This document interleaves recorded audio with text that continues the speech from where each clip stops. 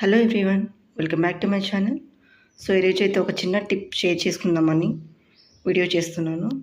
So ఈ stand చూసారు కదా, మనం ఈ స్టాండ్ని ఎందుకు యూజ్ చేస్తామంటే స్పూన్స్ వేసుకోవడానికి యూజ్ చేస్తాం. స్పూన్స్ కానీ, ఫోర్క్ కానీ, నైఫ్స్ కానీ, సో ఇట్లా డిఫరెంట్ చిన్న చిన్న ఐటమ్స్ ఏవైతే ఉంటాయో అవి వేసుకుందామని మేము ఇవి యూజ్ చేస్తాం కదా. సో దీన్ని ఇలా డైరెక్ట్గా యూజ్ చేసినట్లయితే చూడండి ఏమవుతుందో. గ్యాప్స్ నుంచి బయటకు వచ్చే అవకాశం ఉంది కదా.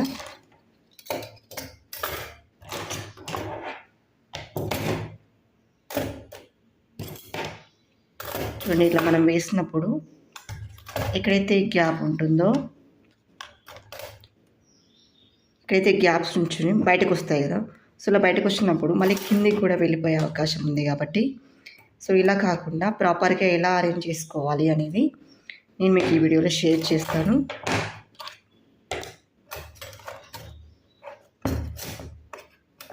చూడండి, తీయడానికి కూడా రావట్లేదు.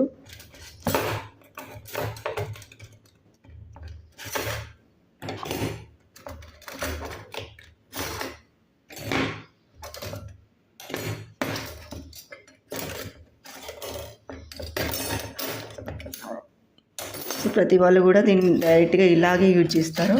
సో ఇలా కాకుండా మనం ఒక పేపర్ని, అంటే నార్మల్ పేపర్ కాకుండా, రైటింగ్ పేపర్ కాకుండా ఏదైనా స్టిఫ్గా ఉన్న పేపర్ని తీసేసుకోండి. ఇట్లా ఏదైనా వెడ్డింగ్ కార్డ్ తీసుకున్నా కూడా బాగానే ఉంటుంది. చాలా ఫోల్డ్ చేయడానికి చాలా ఈజీగా ఉంటుంది అండ్ తొందరగా డ్యామేజ్ కూడా కాకుండా ఉంటుంది.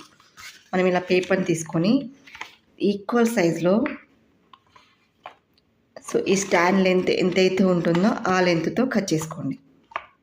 ఓకే, స్టాండ్ లెంత్ కట్ చేసుకొని ఫస్ట్ మెజర్ చేసుకొని స్టాండ్ లెంత్ కట్ చేసుకొని, సో ఇదంతా సరిపోతుందా లేదా చూసుకొని తీసుకోండి అండ్ రౌండ్గా ఇట్లా ఫోల్డ్ చేయండి పేపర్ని. సో పేపర్ ఫోల్డ్ చేసిన తర్వాత దీన్ని ఇలా పెట్టేసేయండి. సో ఇది ఇలా స్ప్రెడ్ అవుతుంది. చూడండి ఎంత బాగా కనిపిస్తుందో, చాలా నీట్గా కనిపిస్తుంది అండ్ ఇదేదో కొత్త స్టాండ్ లాగా కూడా కనిపిస్తుంది. మనం డిఫరెంట్ కలర్స్ యూజ్ చేసినట్లయితే కొత్త స్టాండ్ యూజ్ చేసినట్టు కూడా కనిపిస్తుంది. గ్రీన్ కానీ, మనకు రెడ్ కానీ, వెడ్డింగ్ కార్డ్స్ ఉంటాయి కదా, దాంతో చేసుకుంటే ఇంకా బాగుంటుంది.